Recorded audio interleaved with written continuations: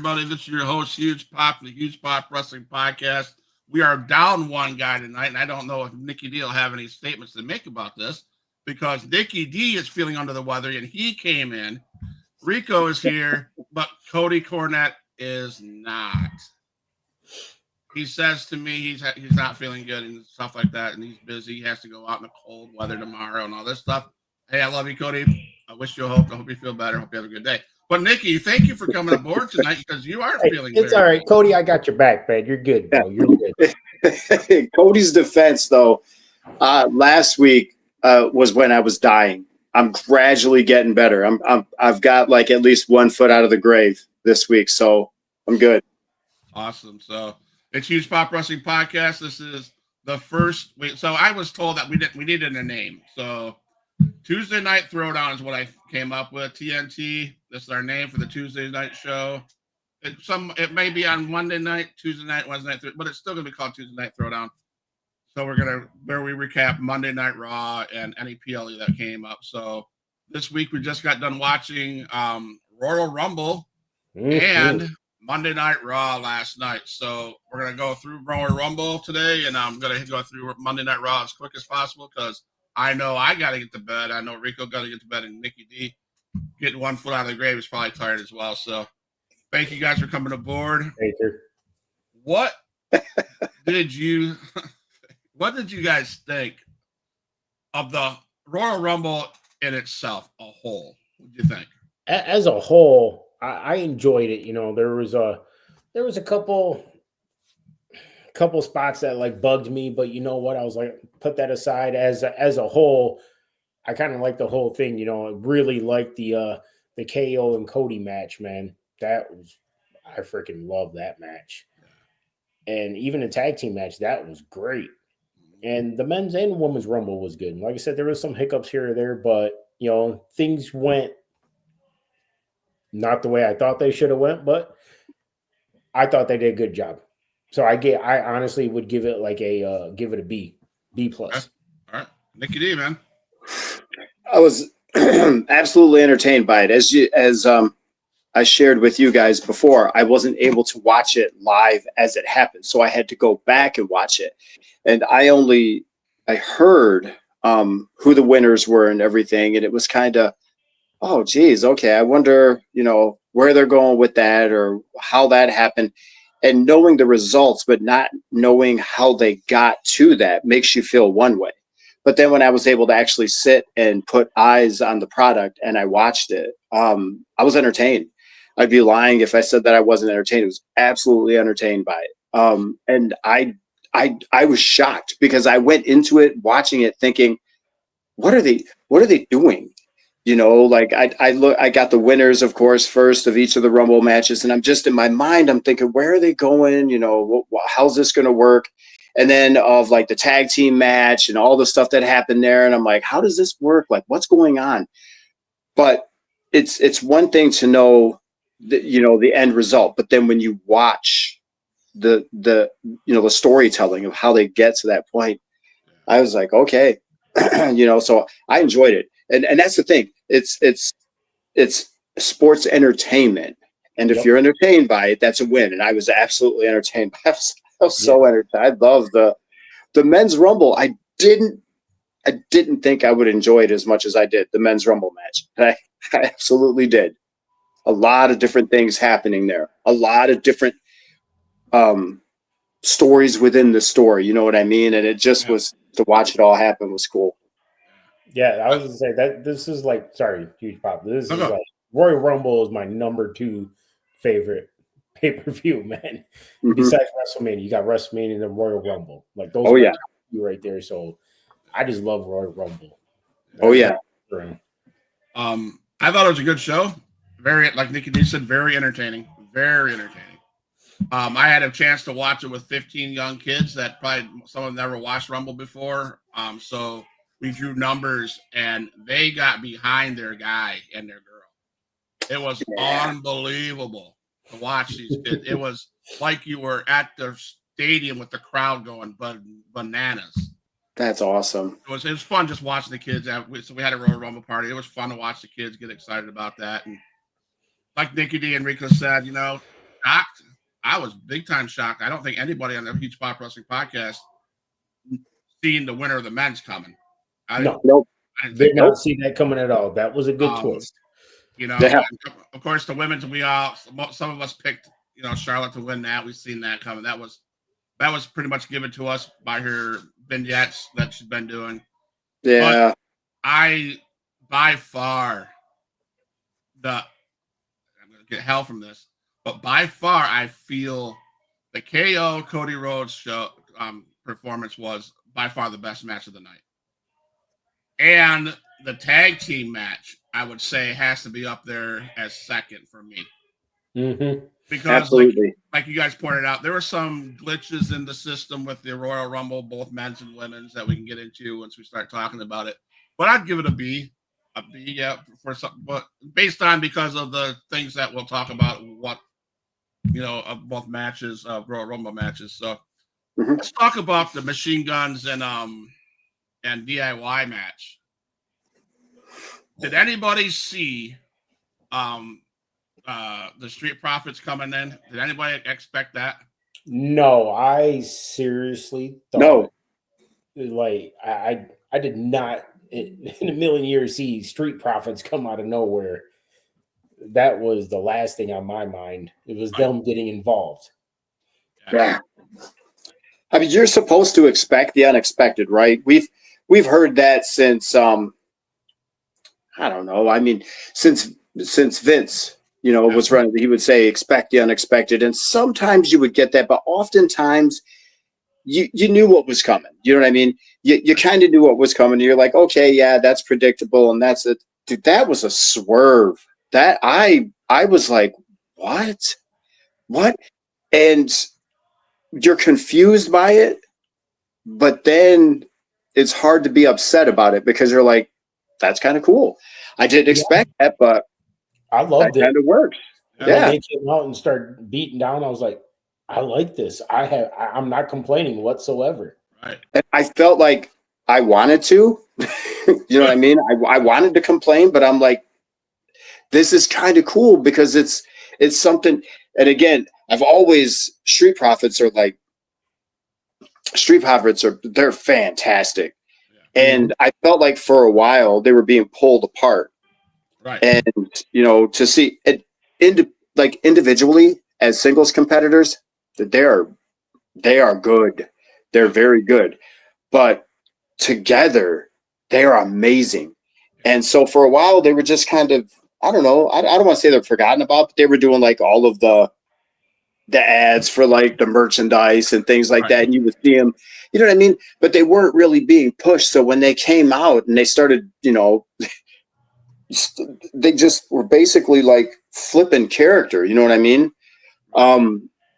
I was shocked at first, and I'm like, all right, I'm down with this, man. This is cool. Right. No, so swerving is what you said. Swerve. I was swerved. That was a big swerve on. Yeah. They pulled it off because last time we seen them was we were talking Dawkins and Montel. They were going to break up.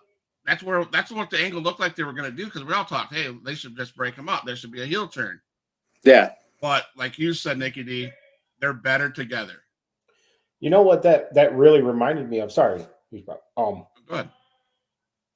Remember when back in the day when we kind of saw where man, are the Usos going to break up? Yes. And then they turned heel. Yes. And you're just like, I mean, just recently, New Day. Yes. I was just going to say that. New Day. Yeah. New Day. We all thought, every one of us thought, and they were building up to that. They're going to split. New Day's another team. They're just out there pumping the merchandise. You know what I mean? Everybody loves them, but they're not really doing anything on the tag team. You know what I mean? Chasing championships or anything like that. And they tease that. And not only do they not break up, they go heel and they're like dynamite. Right. So, same thing with the Street Profits. Now they're heel, obviously. And storytelling. Holy cow. That is just starting that match did everything. I mean, I wanted the Machine Guns to win, but I see the story that they're doing, and it's pretty cool. I would bet you there's a triple threat tag team match, probably WrestleMania, if not at ladder match, if not at Elimination Chamber. That's what I'm saying too. It's like they created like a branch, if you will. This could go one way. You could have just had a clear winner, and they could have whoever won could have gone on and maybe feuded with the Street Profits or something like that. But the way they did it there was, boom, they created multiple things. So now there's heat. There's all this stuff. And you have 3 teams and we know from history, like you get 3 teams together in like a ladder match or something like that, especially those 3 teams. Yep. Oh man, forget about it. I think of like the Dudleys and the Hardys and Edge and Christian and the epic matches that they had. That's what you're looking at here with these guys. 100%. My brother and I talked about the Machine Guns and those guys. They're just what you said, the Dudleys, the Hardys, the Edge and Christian. Yep. Classics. Those are classics. Those 3 teams can step into those guys' spot and give banger after banger matches, So I'm excited about that. That was pretty cool. Oh, yeah. I love that match. So then we get to the match that, well, you know who I picked to win that match, but we got Cody Rhodes versus Kevin Owens. And so I got to ask this to Huge Pop. I got to ask you. Were you at all at least a little satisfied with how vindictive Cody was getting? That match did not disappoint me whatsoever. I'm glad, like I said, I don't know if I said it with you guys, his promo and his stuff he's been doing the last Monday and Friday nights leading up to the Rumble. Gold. I hope they keep going with heel. I hope he turns heel, and more than he already has. He was so, and I thought for sure at one moment in time at the end of that match, KO was going to get his ass beat hardcore. Mm-hmm. When he was walking back to go stand on I thought he was going to jump him. I was like, yes. Here we go. And that match, oh my God. And my favorite part of that match was how they inserted Sami Zayn. Mm-hmm. Amazing storytelling. Because here's Sami Zayn going, oh my God, my best friend KO is freaking through the ladder looking like a pretzel. But do I help Cody Rhodes because he's struggling? What do I do? Mm-hmm. And it's just, it made for an amazing ladder match. 100%. Now, hands down, 100%, 110% done well. That final putting him through the ladder, I cringed. I was like, oh, tell me that didn't hurt. Tell me that didn't hurt. If you could tell me that didn't hurt, hell. Man. Are you referring to the when they were on the announce table? And he put him through that ladder? It looked like he didn't even stop. Normally a ladder breaks your fall. Bam! Oh, if he is not hurt, he's immortal. Because, dude, that looked like it hurt. Yes. No, man, that match was off the charts. Oh, yeah. They were fantastic. That could have easily finished the show. Oh, yeah. And see, that's what I'm saying. I'm glad we're talking about, because what do we remember most about that? I can tell you what I remember most about the Royal Rumble, and it's the ending of that Cody Rhodes match. Finally, thank you, WWE. Thank you so much for showcasing your superstar champion. And that's what I was talking about. They finally did that. Yet it was the semi-main event, but they did it. It stole the show that night. Stole the show. They went out there and stole the show. And nobody's going to think like that match, the champion, you know what I mean? He's not an afterthought. No. Not an afterthought. Thank you. And that's why I say thank you, WWE, because leading up to this, you guys can tell me if I'm wrong, leading up to this, Cody Rhodes did not get that match. That was a hell of a match he got put in. Well, for me, it was a hell of a match, but it was the buildup before it. Yes. Because his last couple matches, the only buildup he had was Roman Reigns. Mm-hmm. Yeah. So the other matches were kind of just thrown together real They were thrown together. 100%. Yeah. And so the KO, finally, you had that story being built up and built up. And then they put together this phenomenal match. And you're like, okay, gold. Yeah, I don't know how they did that because initially I was not really invested in that feud. I thought that's a feud that makes no sense. But then with the promos and they made you see. That's the thing, and I don't mean to go off on well, it's still talking about Cody Rhodes, but you were saying, like, you both were kind of thinking he's getting kind of heelish and stuff like that. When I watch him, though, I feel like he's just being more real. You know what I mean? Yes. He's convincing. Like, I don't know if I want him to go. If he does, it's fine. Because Cody was heel before, and Cody's really good at his job. But I love him as a face because I love watching that guy interact with the fans, specifically the kids. Yeah.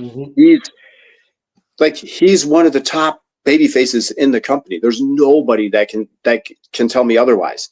Right. And he takes his time. You know, he's not like I'm too good for you type. How some of the people, some people get in that position and their heads get really big. And yeah, he's so down to earth. And I love watching how he is. And I just feel like if he went full on heel, I don't know. He could still be how he is. Like, I don't know, even with his back and forth promos, like, his stuff, like, for instance, with CM Punk, yeah, that was real. Like, they were just like really, really talking stuff. I was like, that's a kind of a different side of Cody, but not like you've seen him before be a jerk, but I don't know. I guess that's my question to you guys. Do you think they're really trying to have that slow turn to where he's heel, or is he just being more real and he's still going to be the same Cody? I think he's just being more real. Like, eventually there will be a heel turn, but it's going to be a very slow build to it, and he's just going to get more aggressive as time goes on. Yeah. Yeah, and I think let's back up to Roman Reigns coming into the locker room 5 years ago and be with Paul Heyman and coming out and winning the belt, right? That was Roman Reigns, an angry Roman Reigns. Everybody got behind that. Everybody got behind that. So I wouldn't necessarily call him a heel at that moment, right? And everybody followed him for 5 years, right? Yep. And Cody Rhodes, I think he can be in his spot right now. I love how he's being more personable because it's bringing out anger, and bringing out frustration, bringing out what we really want to see. I don't know if you have to turn him heel to continue that, because you're like you said, Nikki, you can't be a heel and shake hands with the little kids at the side. Yeah, that'd just be weird. So it's gonna be fun to see where they go with him. But I'm thankful that they did he showcased that on Saturday night, and that was just phenomenal. There's something unlocked it. It always takes something or maybe somebody to unlock it. And Kevin Owens helped to. I mean, you like all his stuff with Seth. You know what I mean? When he came back and there was like that heat or whatever. That it wasn't like legitimate. Right. Like he worked with him when Seth was young, and he had his first match against Seth. You know what I mean? Like, so there's all these things where it's like, is the heat legitimate? Like those two, him and KO, that was like it just seemed legitimate, like some real heat.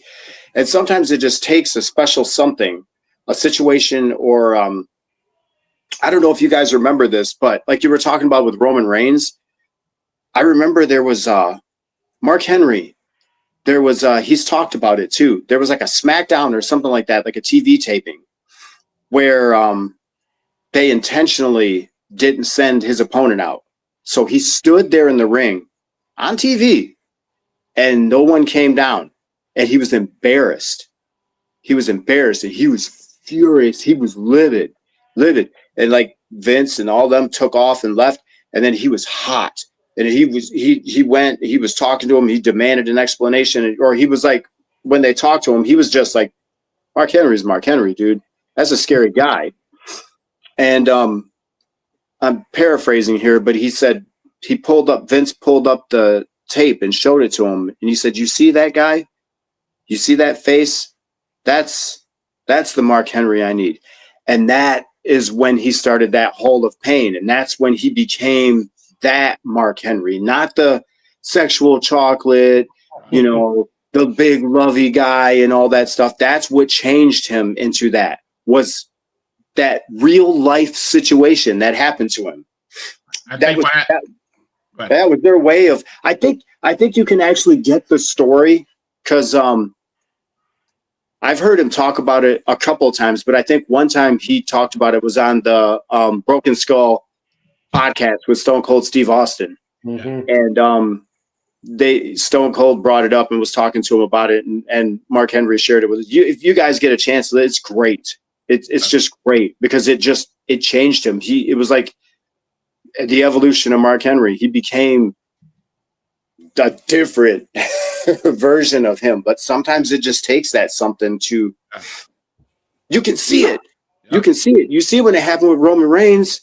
Roman Reigns was like he was always smiling. You know, when they were trying to push him, when he was a heel or whether he was face, he was always the same until John Cena got him. And he got him in that promo, and he ticked him off. And that was Roman. That's the Roman you see now. So he helped create that, you know, version of Roman that we have right now. That's what it took to wake him up, because Roman got ticked, man. Yeah, I remember that. And I think what happened for Cody, I really do. I it was only like, it's only been a short period of time, but when KO took that winged eagle belt and said, "Screw you, this is mine," he took that around for what, 2 or 3 weeks. Yep. That pissed Cody Rhodes up, because that's the belt Cody Rhodes never had, right? That he never had that. And now you're gonna prance around like you're a badass about taking the belt that I want. That pissed him off. That switch, I think that flipped the switch for Cody Rhodes, and he became something else. Promo after promo. You can see the anger in his eyes. Like, dude, stop disrespecting this company. And again, you got KO, probably one of the best stars in the business. He played that part really well, like he does everything. Is there anybody right now at that level, like I would almost say like at a Shawn Michaels level, is there anybody else like that other than KO who can lose a match but make his opponent look great, and he looks great too? In a lot. I think you've seen that. Yeah, he's selfless. You think about the people in the business that really get somewhere. You know, like Jim Cornette has talked about it a lot. You got people like Undertaker, you know, the guys who care more about the whole and to make their opponent look good, and they care about the business. Like, and Michaels would make a lot. He would sell his butt off to make it. Yeah, he was a selfish jerk back in the day, but man, he could make you look good. And even in a loss. And I think you've seen that at the end of the Men's Royal Rumble. If you watched it, you've seen Seth Rollins, CM Punk, Roman Reigns, all on the outside. And they made everybody look good. And they started that story. Now we got a story going, right? I mean, I mean, that would be the top. Insert KO and Sami Zayn. I think those guys, unchartably, those guys are probably, they love the business. Oh, there's no doubt. There's no doubt about it. No doubt. There's one more I want to throw in there, man, that I guess just because I love the guy, man. I don't think he gets thrown around much anymore, is The Miz. Yes. Oh, yeah. That guy he can make everybody look good. And he can make the crowd hate him, and he loves it, and he does such a great job at it. And he's unselfish. He is unselfish. He did that whole main event thing, you know, what was that, when he was fighting Cena, and he was completely overlooked, but he did his job. He did, like people don't even remember him, that he was a part of that as The Rock was building that feud with Cena, because The Rock was just the special guest, what did they call it? Host or something like that. Host. Yeah, he was just the host of WrestleMania. But yet that all was set up to build them. And the Miz was in there. He could have been like, what the heck am I? Like, I'm like nothing. Right. I'm like nobody. I'm just here. Yep. But he didn't. He took it and he ran with it. There was that time he even came out to the Rock's music dressed like the Rock. He had the whole thing on. Dude, he took it and ran with it. I'm glad you brought him up, Reek. He's very, very unselfish. I remember listening to his interview about that where he came out as the Rock. They brought it up to him and he goes, "Are you serious?" And Maurice was talking about, he's like, "Yeah." It just said once he put the gear on, you just like you see the change. Like he became the Rock. And we'll talk about another guy that is amazing when we talk about the men's Royal Rumble. What do you guys think about the women's Royal Rumble? Okay. Can I just get this off my chest real quick? Go ahead. How in the world, first of all, thank you so much for bringing Alexa back.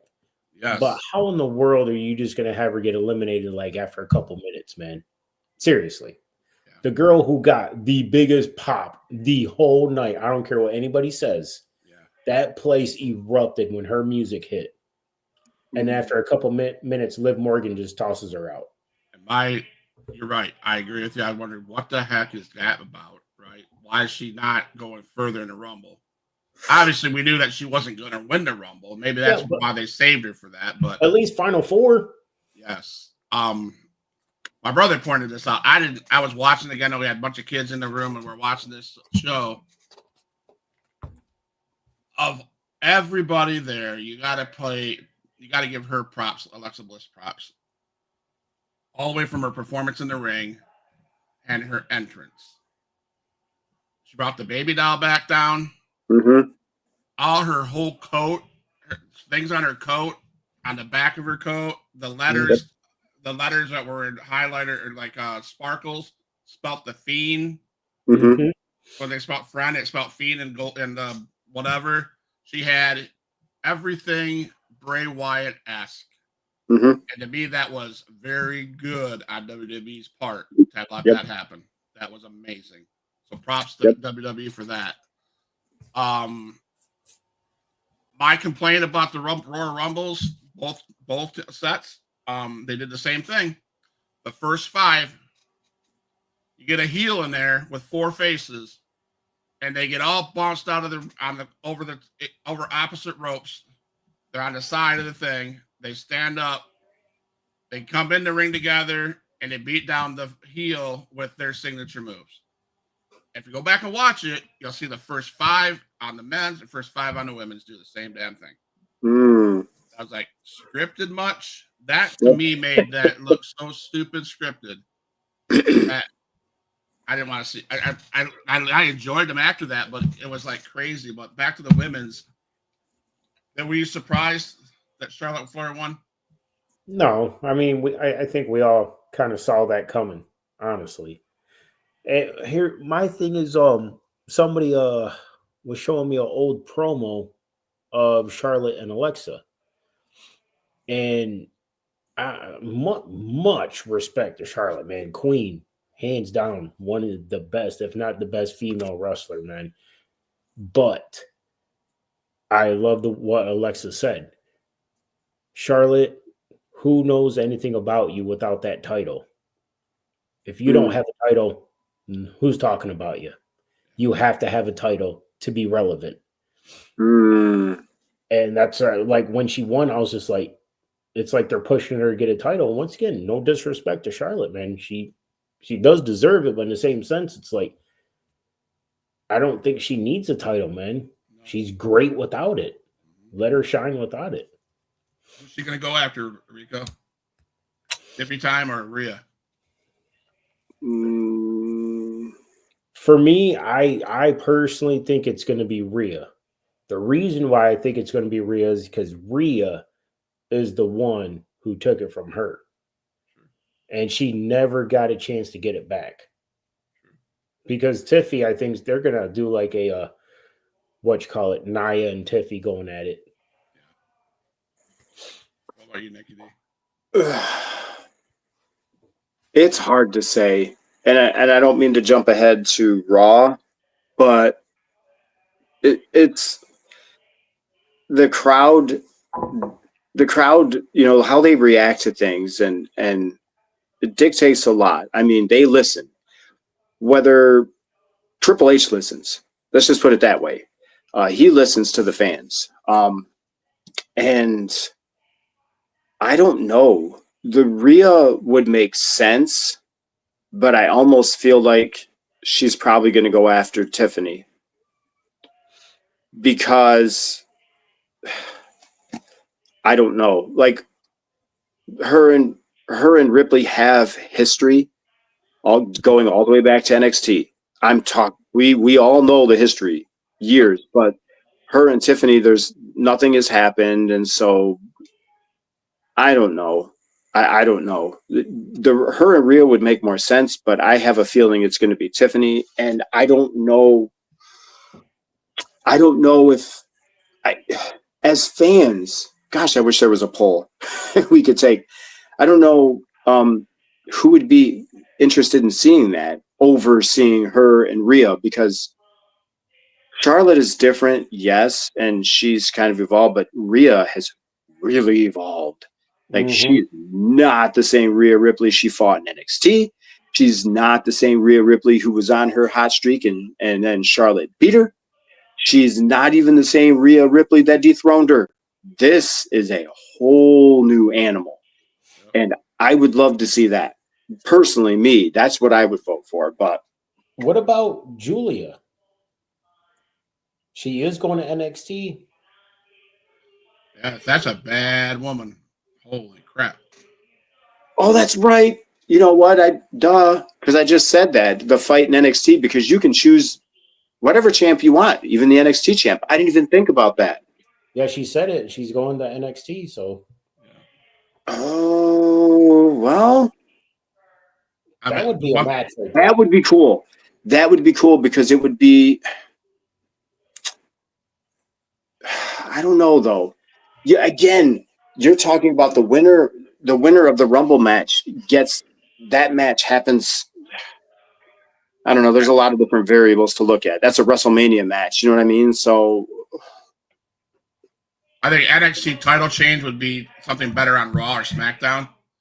I'm not bashing NXT at all because they're great performers. But do the fans want to see the winner of the Royal Rumble face an NXT lady and I don't ever think NXT champion ever showcased WrestleMania, have they? Well, remember Charlotte when she won the Royal Rumble, she challenged Rhea, wasn't it? that was because Rhea was different.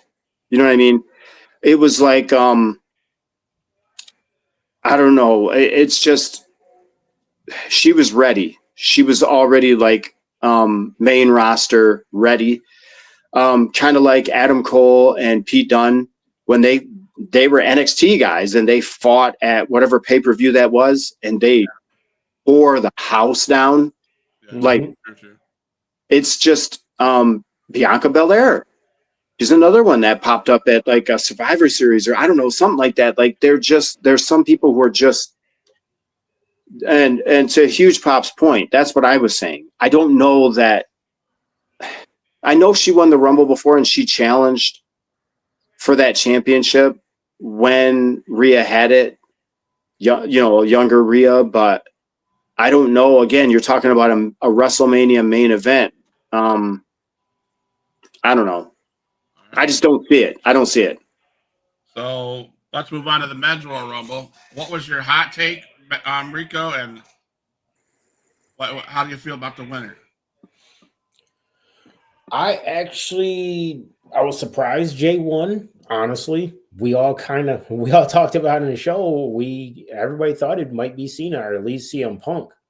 So when CM Punk, Roman, and Seth are outside, I'm like, okay, this just got interesting. But we all still thought Cena was going to win. But when Cena hit that floor, I was like, whoa. I mean, I'm happy, very happy for him. But that was a twist right there. I got to say my favorite moment in that Rumble is when AJ came back. Yes. And that music hit, man. I was so ecstatic. What was your least favorite moment? Let me see. Geez, bringing Logan Paul in at number 30. I'm sorry. I ain't got nothing against Logan Paul. He's shown that he can wrestle. He's shown that he can cut promos. He's great on the mic.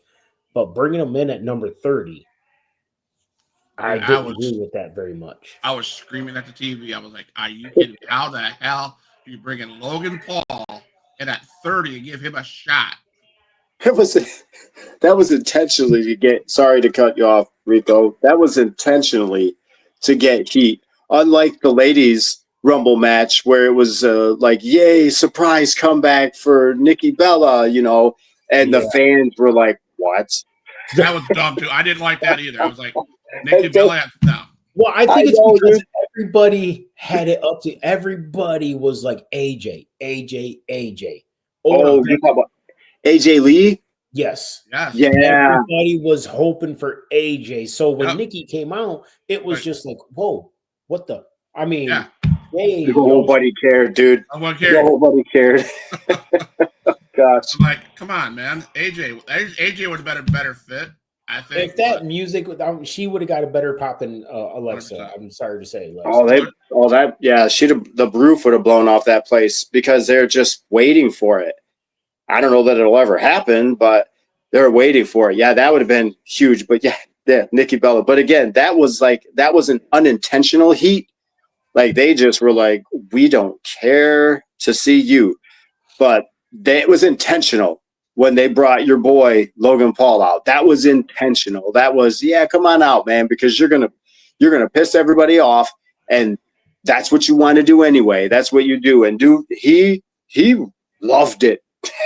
He loved every second of it. What was your hot take on Nikki D and your disappointment?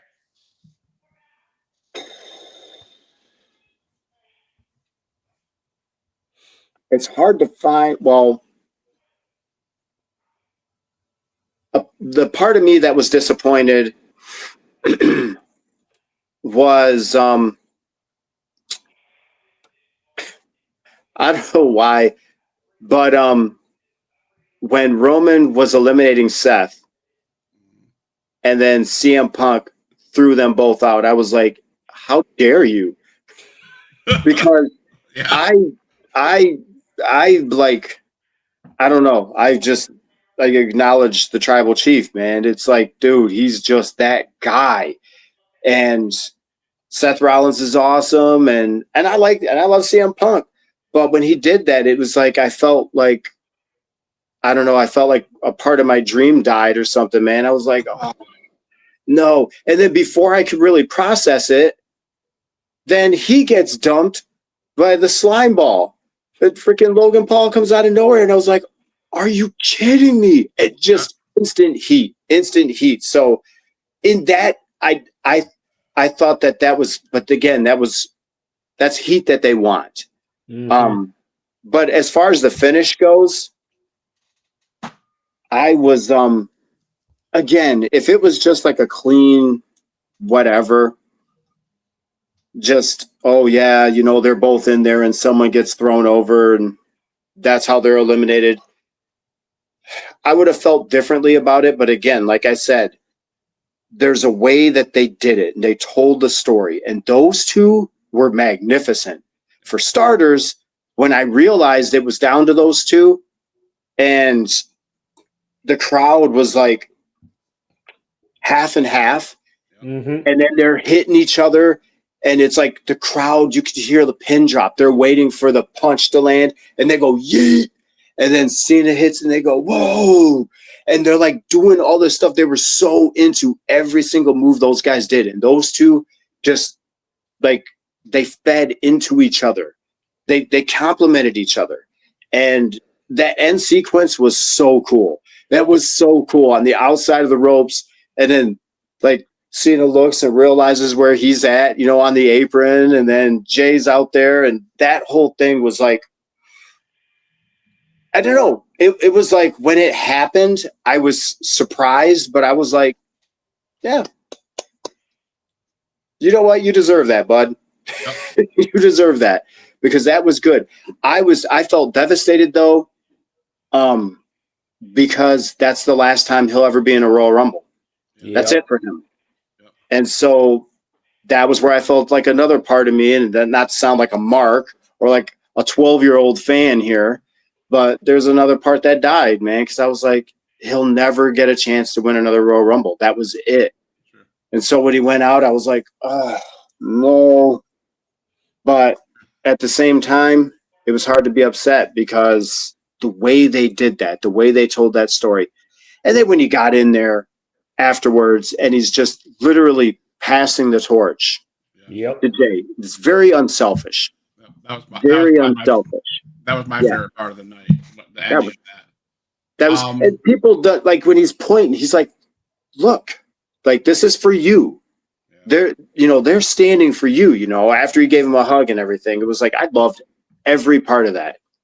Even though I felt something die inside. Because I wanted him to win. I really, really wanted him to win. So I loved how they started the match. You had Ray. Why not have Ray and Penta? That was yeah. I didn't expect that. Right. I didn't expect that at all. Then you had Andrade come in, and I think was it Dragon Lee? There's 4 luchas. Yeah. They all ended up in there together. It was like with Chad Gable in the middle. That was epic. That was fun to watch.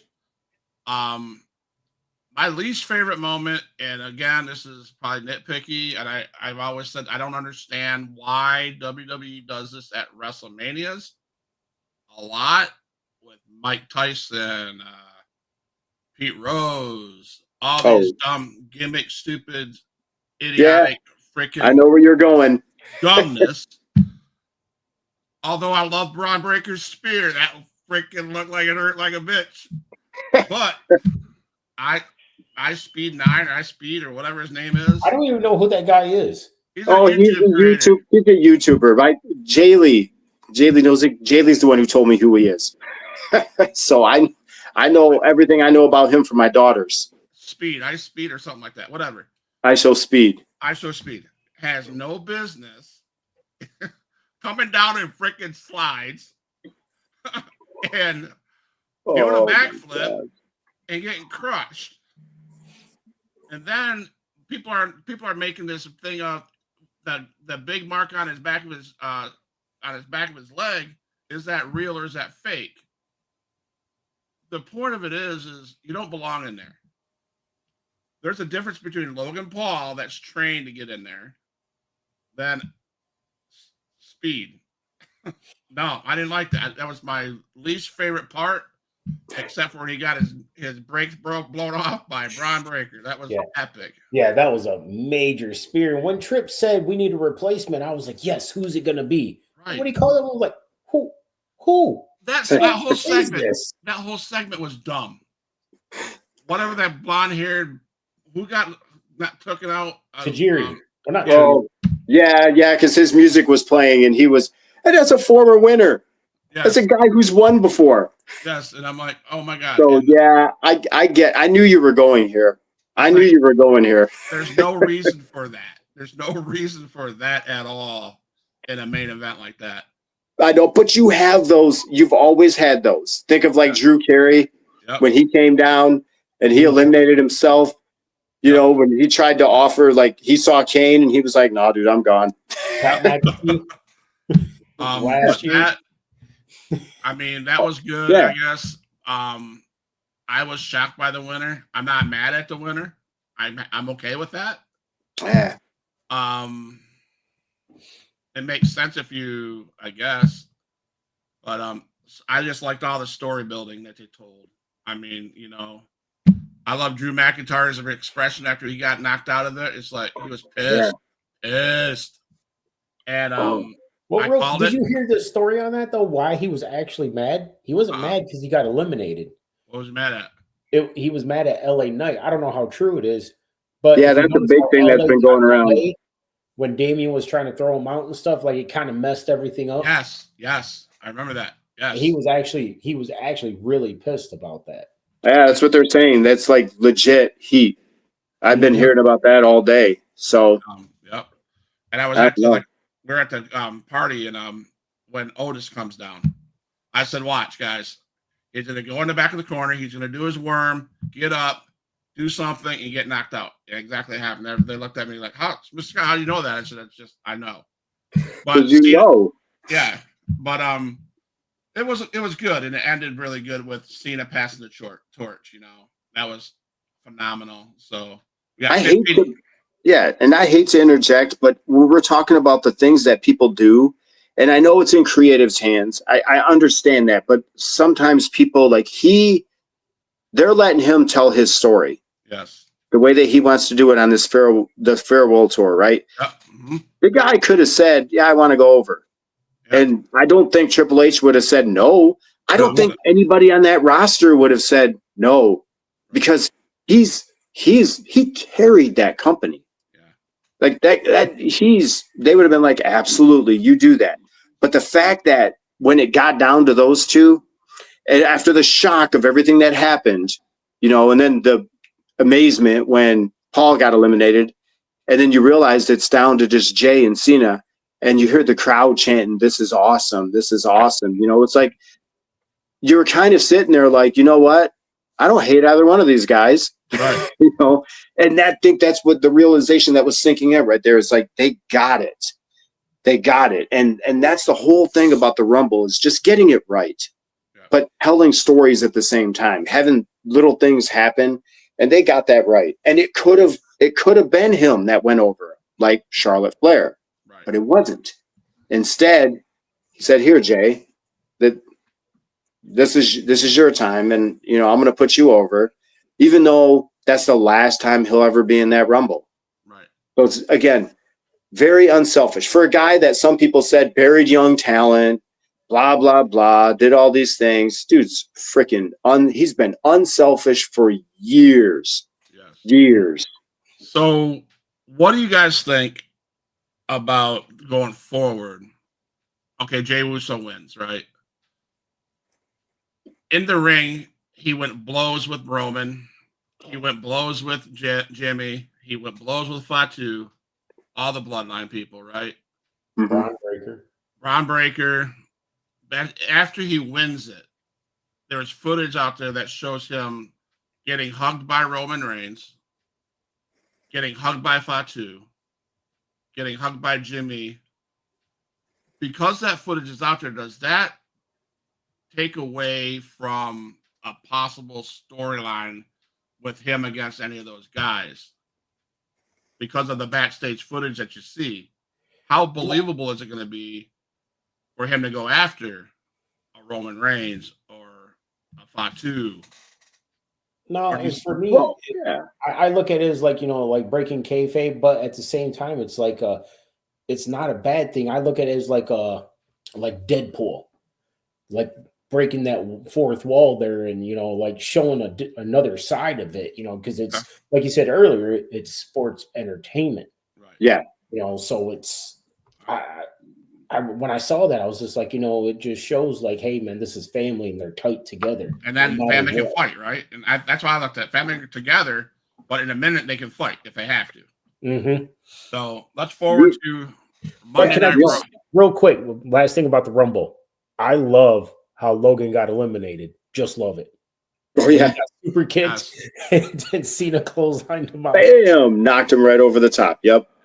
And the last thing too, I was going to say, the only one of those where I was like, oh, as a fan, was Jacob Fatu, because Roman, they're still on the same side of the fence here. That's true. You know what I mean? Roman and Jimmy, you know what I mean? All that, like, they're still on the same side of the fence. Like, but it's every man for themselves. But when I saw Jacob come up and hug him, I was like, oh, as a fan, again, you can do it. They're good enough to completely create legitimate heat. You know what I mean? Where people actually look at Kevin Owens and Sami Zayn. Like, and need I say more?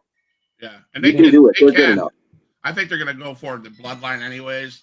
They're all going to be family once again, somehow, some way. That's going to turn into something. But Monday Night Raw, I'm just going to say this.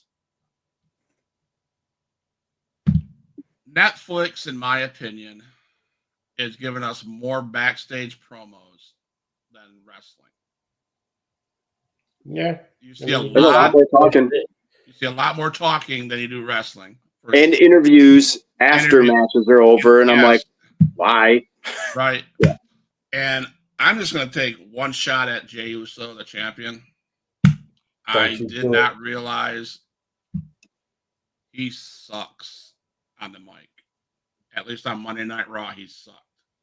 Now, it was pointed out to me that there was a lot of emotions that he was dealing with, but it almost felt like he didn't know what to say. No, I'm sorry. I saw him getting choked up, and he was trying to catch himself getting choked up. It was like that time when the whole Uzi first came out. He was trying not to laugh, and he's like, but you could see it like tears. He's just getting choked up. Mm-hmm. Yeah, I mean, it's just he's always struggled with that. And with that, I'm implying staying in character, right? Because he's just like he's that like Rico said with the Uzi thing. He's not feeling very Uzi lately, right. And you can see him he's supposed to be furious at Sami Zayn, and instead he starts laughing and he's got to cover his mouth. Like he's always been that way. So when he came out, he was overcome with all that emotion because he was never supposed to be that guy. He's a tag team guy. He's all this. And when he was in character, then he was doing his promos, but he couldn't separate them. You know what I mean? Right. And that's why it probably looked that way, but he was just himself. That makes sense. Thank you, Nikki, for explaining that way, because that makes sense now. Yeah. You've never been in that spot, first of all. Then you got to stay in character and emotions. I mean, I don't care. And it showed in that promo. You can be a character in a sports entertainment position where the title really means jack to crap to anybody, right? It's not a Super Bowl ring. It's a storyline championship. But the passion that these guys have for the sport of wrestling, I love seeing the emotions. Oh yeah. He's going for that championship. Oh my God, I finally can do it. I know I can do it. And overcome with emotions was it's something that it wasn't scripted, right? He's coming out to talk about it, but you can't script your emotions. Nope.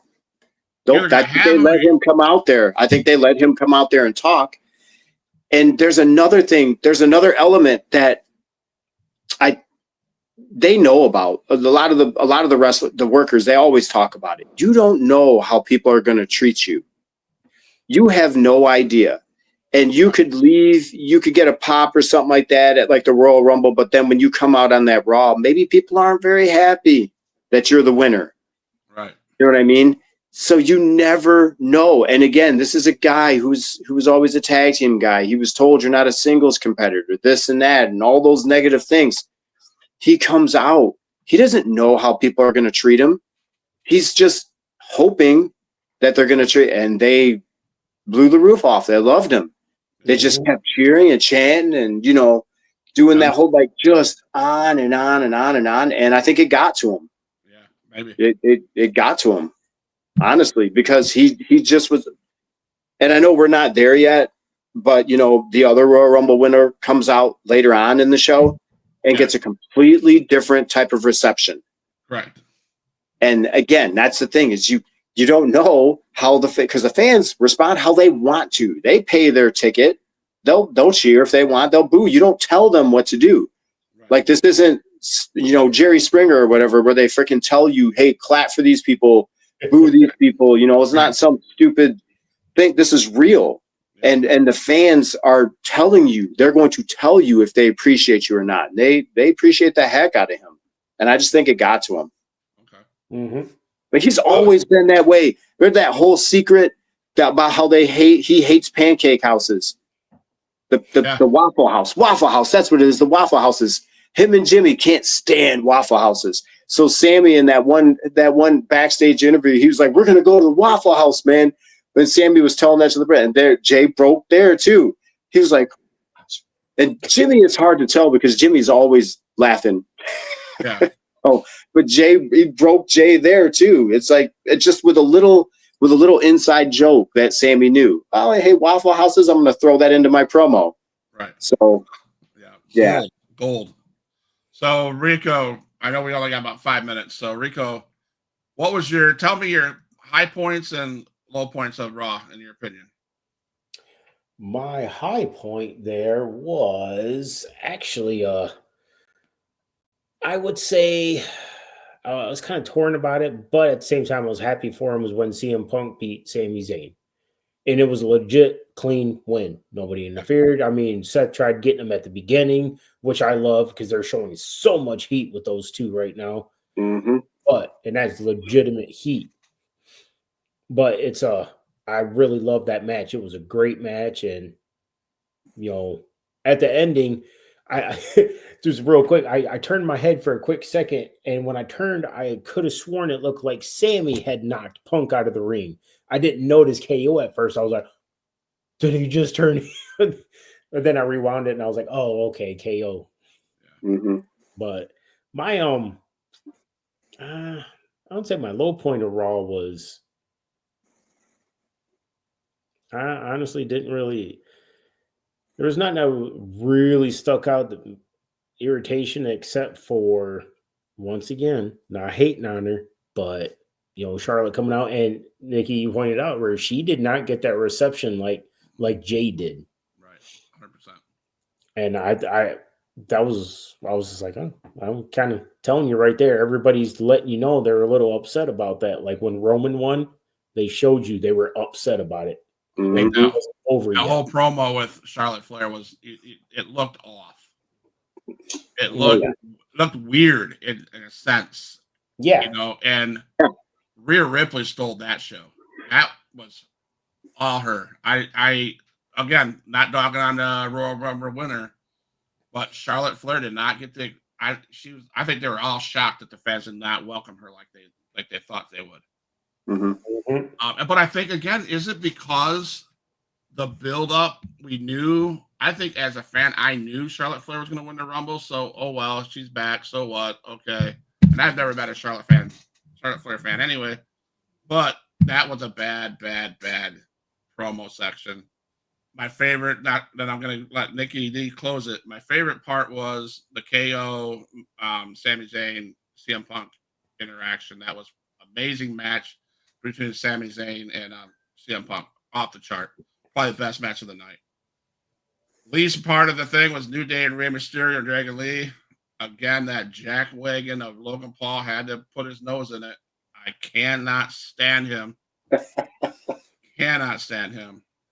And good heat. Maybe that's why I don't like. He's doing his job, as my brother would say. Yep. But overall, the show was good, not bad. But my only complaint is I'm seeing less wrestling and more talking on Netflix than it used to be. I agree with that. So, Nikki D, your final thoughts on Raw? Sorry, real quick. Why are we not utilizing Carrion on freaking Netflix? Except for that 2 second. That pissed me off too because he showed up for 2 seconds. Yeah. Sorry. I want to switch that. That's my low point because that's my guy, and I want him to get that push. Yeah. And it's just Yeah. Unless he's got some kind of injury and he really can't wrestle, so that's why they're just doing little promos here or there. But I love how they inserted him into that whole KO Sami Zayn thing, into that Sami Zayn story. That's going to be your next big story, I think. It could go somewhere with it. That's for sure. Yeah. So, Nikki D. I'll start with the low point, and for me, it was probably. I feel like Charlotte Flair is one of the best to ever do it, but I just think sometimes you have to read the room. And her promo was awkward, and she kept thanking the fans. And she said she went through really tough times. She's talking about her personal life and all these things. She's given a promo as a babyface, and people don't care. They're booing her, and it's like sometimes you just got to kind of change. You know, you got to kind of. She knows she's an excellent heel. Yeah. Excellent. Just flip the switch. But no, she kept doing it, and she kept like, the boos would have bothered me before, but now I'm so happy to see you guys. And I was like, that's just awkward. Yeah. So as much as I respect her, and I really, really do, and I do think she's one of the best to ever do it, that segment was just awkward. And for my high point, it's different than you guys. And not that there was anything wrong with the main event. I watched the match that literally made me go, this is a heck of a match. It's way better than I thought it would be. And I can't believe I'm this into it. Liv Morgan, Io Sky. Yes. They went all out. The moves were crisp. The counters were sweet. And everything was perfect. And when I saw Rhea come, I remember I was like, oh, and I told my daughter, I was like, oh, shoot.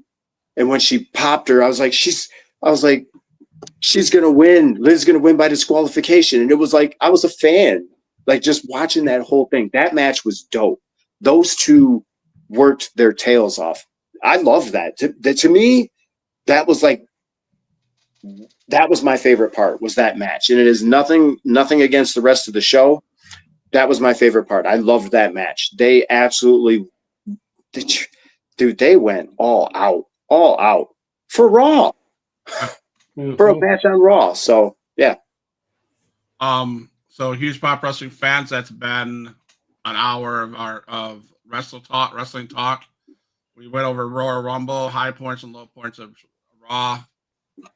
Look on the lookout. I think on Thursday I'm going to do a reaction to an independent wrestling promotion here in Panama City, XIW. They were Chaos in the Cage. It was December. We're going to go over that, and I can't tell the secret, but there's a secret. I'll tell you guys offline, just so I don't spoil it. There's a secret. We have a special guest on Friday, Football Friday. You're going to want to pay attention. You're going to want to wait for Match to put up the video. You're not going to want to miss this. I'm going to just leave it there. Hideous. Football Friday. Football Friday. We got to wait for a time. That's why we can't put out the video yet. But tune in. Look for a advertising piece, because it's coming. We always say, thank you, Nikki D, for coming on. I hope you're feeling better. Reek, thank you for coming on. I love you guys as brothers. Don't go anywhere. Stay on here. I want to talk to you guys after the exit stuff. So, Huge Pop Wrestling Podcast. If you're not following us on Facebook, YouTube, Twitch, or Kick, please do so. Also, you can follow us on Spotify, Apple Radio, and all those social media stuff of audio. So, thank you again for everybody coming out. Appreciate it. As always, Huge Pop Wrestling is for life.